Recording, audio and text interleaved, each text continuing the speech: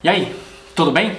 Sou Alfredo Oliva, sou professor universitário e hoje eu quero responder a uma pessoa que acompanha o canal, e que me fez um pedido. O pedido foi para que eu gravasse sobre o livro do Foucault, bastante conhecido, chamado Vigiar e Punir.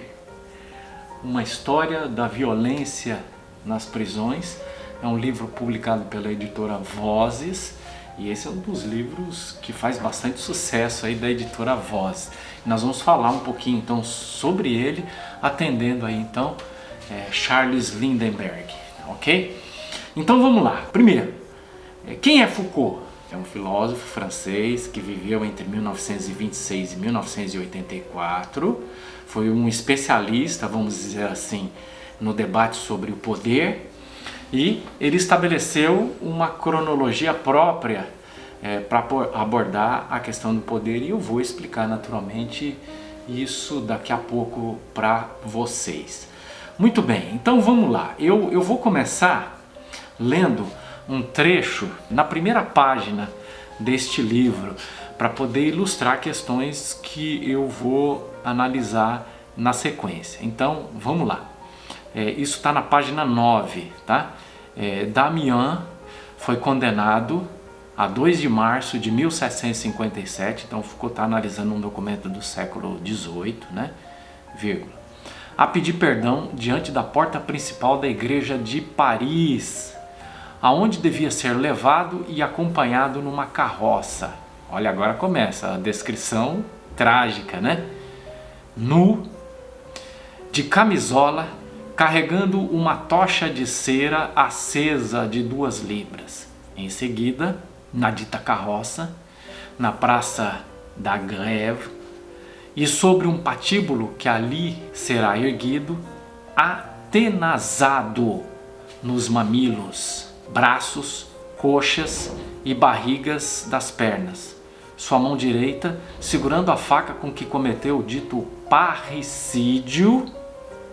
Um parricídio é uma pessoa que mata, um parricida é uma pessoa que mata a família. Parricida é um crime cometido contra familiares, suicídio não, homicídio de familiares. Queimada com fogo de enxofre e as partes em que será atenazado se aplicarão chumbo derretido, óleo fervente, piche em fogo, cera e enxofre derretidos conjuntamente.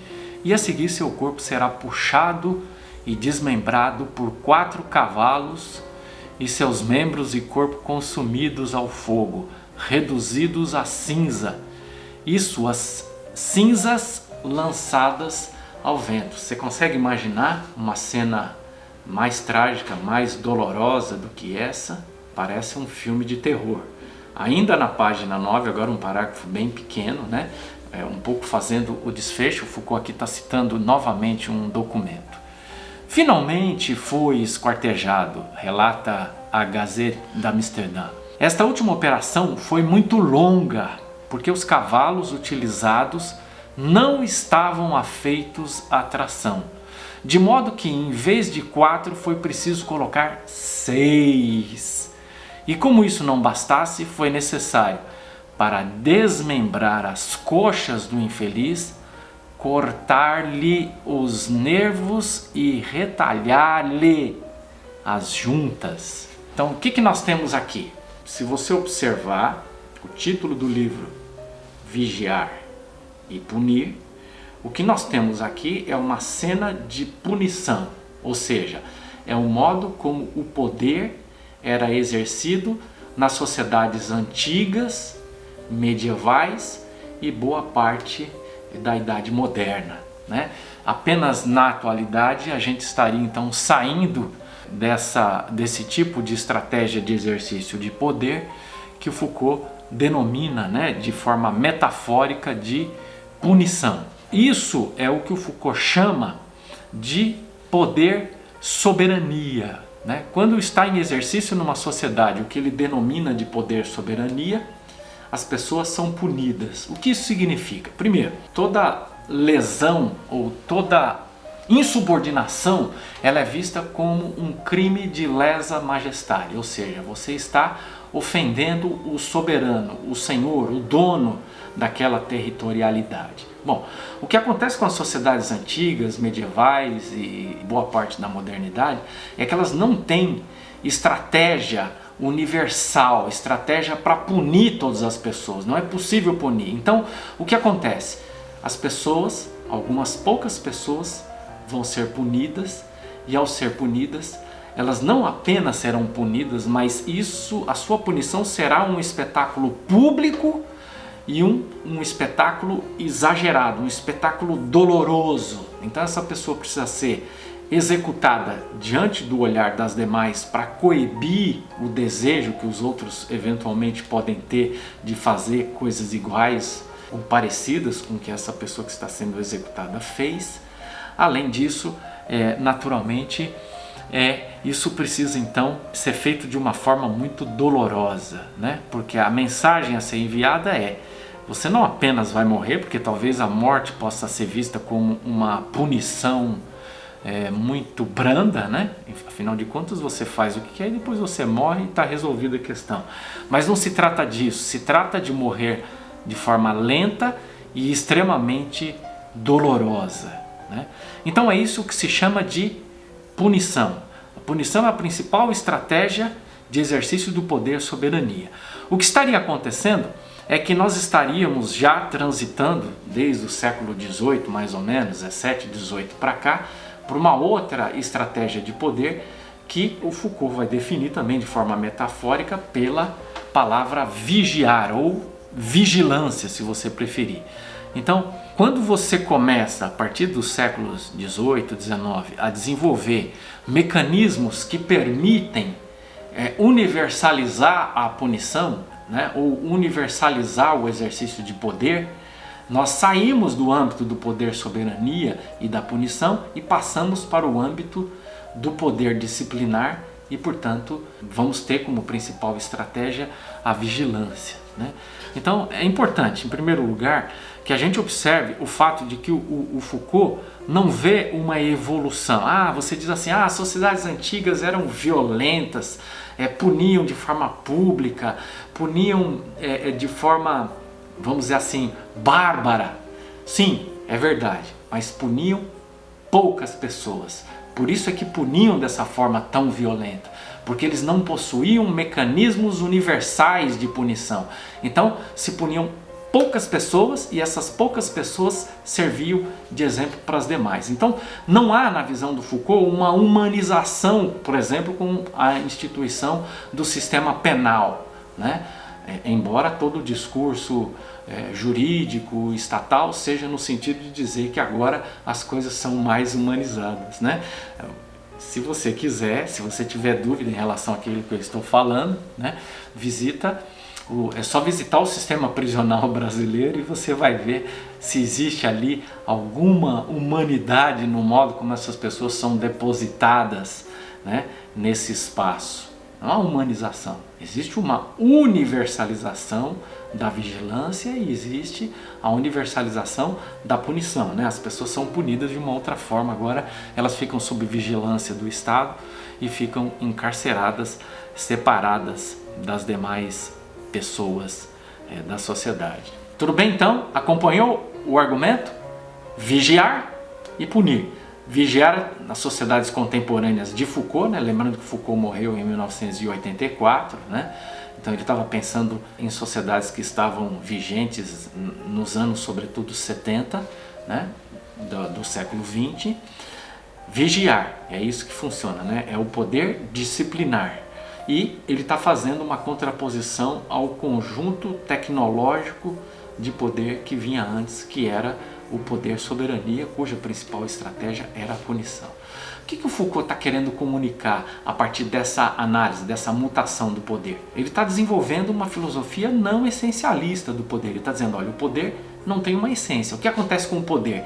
Ele se reinventa, ele se transforma, ele passa por mutações para que ele continue sendo eficaz, né? Então, quando as estratégias de poder, soberania não funcionam mais, não coíbem mais, essas estratégias são substituídas por outras estratégias. Então, o poder, para Foucault, não tem essência. E assim ele vai sendo reinventado a cada momento da história de acordo com a necessidade, né? Foucault já apontava que as sociedades disciplinares estariam sendo substituídas ou estariam convivendo com uma outra estratégia de poder que ele denominava de biopoder, né? Essa é uma outra discussão que a gente pode fazer em um outro momento, né? Há alguns vídeos que eu gravei sobre a questão do biopoder. Bom, ainda sobre este livro, Vigiar e Punir, eu destacaria, há muita coisa para destacar neste livro, eu apenas destacaria um outro aspecto, que é uma metáfora que existe aí, que é o modelo panóptico de Jeremy Bentham, né, que é uma espécie de... é um termo utilizado para designar uma penitenciária ideal que foi projetada, né, foi concebida e projetada por um filósofo e jurista inglês chamado Jeremy Bentham, né, em 1785. Também estamos aí no século XVIII, no final do século XVIII. Fundamentalmente você tem uma torre central de vigilância e uma prisão, né, circular, onde as celas podem ser, a cela em que está cada preso pode ser observada, né, a partir de um único ponto central de vigilância. Lógico que o importante não é esse modelo prisional, mas o modo como esse modelo prisional funciona como metáfora da sociedade na qual Foucault vivia, ou nós estamos de certo modo vivendo ainda, né, que é uma sociedade da vigilância, né?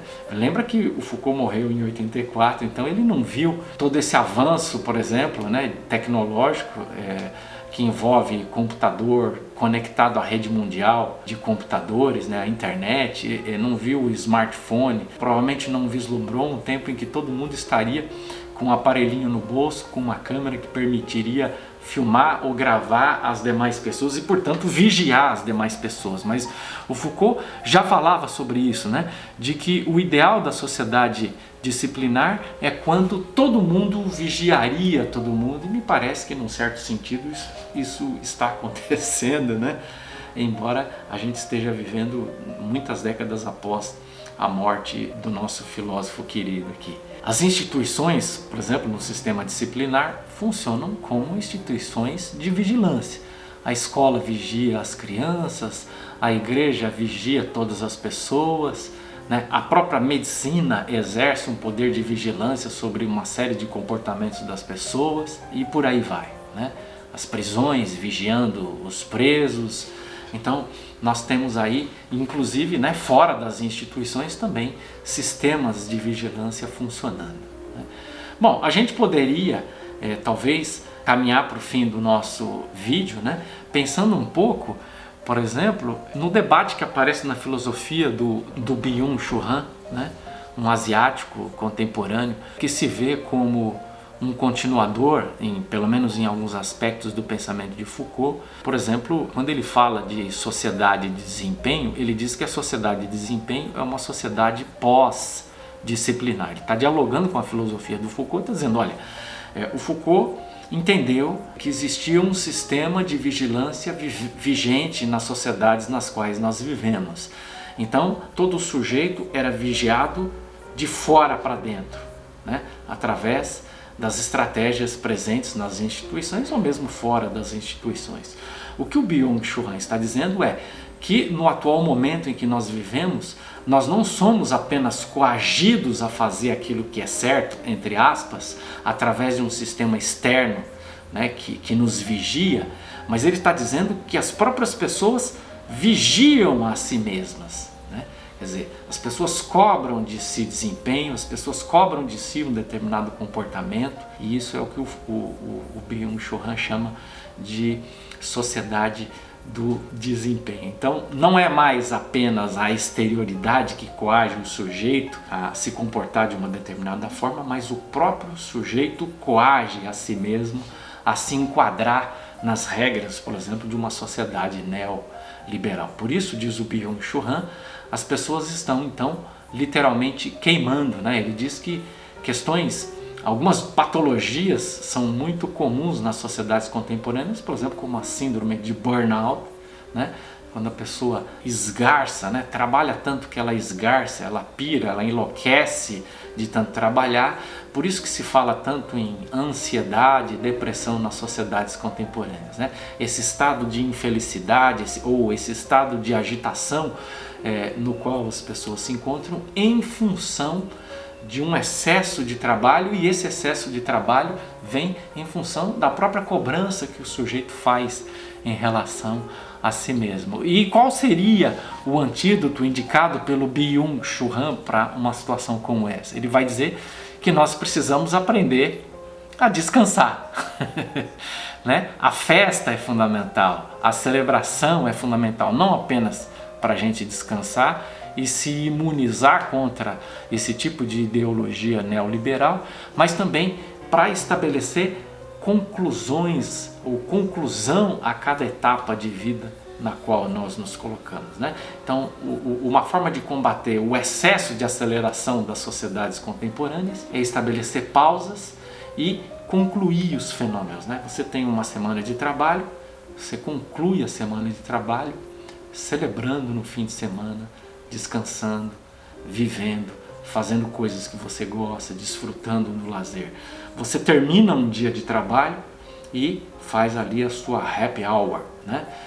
O seu descanso, a sua celebração da vida, né? Você tem que se lembrar de que você não existe apenas para trabalhar, né? Que você existe, na verdade, para fazer tudo aquilo que o trabalho eventualmente pode gerar em termos de recursos financeiros. Na verdade, a gente existe para outras coisas, né? E não trabalhar. A gente existe para viver, a gente existe para celebrar, a gente existe para estar em comunhão com a natureza, com os demais seres, os animais, mas também com os demais seres humanos, né?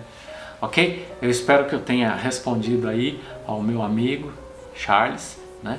E espero que tenha com isso também beneficiado outras pessoas falando sobre este livro tão importante de Foucault, tá bom? Se você gostou do vídeo, deixa aí o seu like. Se você ainda não é inscrito, inscreva-se no meu canal, isso ajuda bastante a difundir o meu trabalho, tá bom? Um abraço e até o próximo vídeo.